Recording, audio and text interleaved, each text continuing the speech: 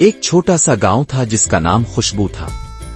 یہ گاؤں پہاڑوں کی گود میں بسا ہوا تھا، جہاں ہر طرف سرسبز میدان اور رنگ برنگے پھول کھلتے تھے۔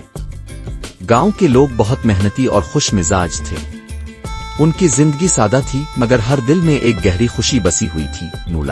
نولائن ایک دن گاؤں کے ایک نوجوان لڑکے جس کا نام امین تھا نے اپنے والد سے کہا، ابا میں دنیا کو دیکھنا چاہتا ہوں، میں جاننا چاہتا ہوں کہ اس گاؤں کے باہر کیا ہے۔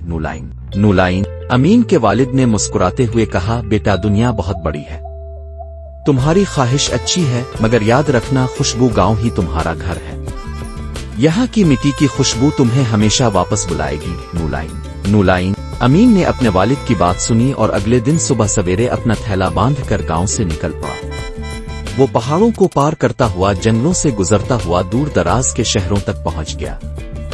اس نے بہت کچھ دیکھا، بلند عمارتیں، رنگ برنگے بازار اور لوگوں کی بھیڑ، مگر ہر جگہ اسے اپنے گاؤں کی یاد ستاتی رہی۔ نولائن ایک دن جب وہ ایک شہر کے بازار میں گھوم رہا تھا، اسے ایک بوڑھے شخص نے دیکھا۔ بوڑھے شخص نے امین کو پکارا اور کہا، بیٹا تمہارے چہرے پر ایک اداسی ہے، کیا بات ہے؟ نولائن امین نے کہا، میں اپنے گاؤں کو یاد کر رہا ہوں، وہاں کی خوشبو، وہاں کی سادہ زندگی، مجھے لگتا ہے کہ میں نے اپنا گھر چھوڑ دیا ہے۔ نولائن بوڑھے شخص نے مسکرا کر کہا، بیٹا گھر کبھی نہیں چھوٹتا، وہ ہمیشہ تمہارے دل میں ہوتا ہے، تمہارا سفر تمہیں اپنے گھر کی قدر سکھائے گا۔ نولائن امین نے بوڑھے شخص کی بات کو دل میں بسا لیا اور اگلے دن وہ اپنے گاؤں واپس لوٹنے کا فیصلہ کر لیا۔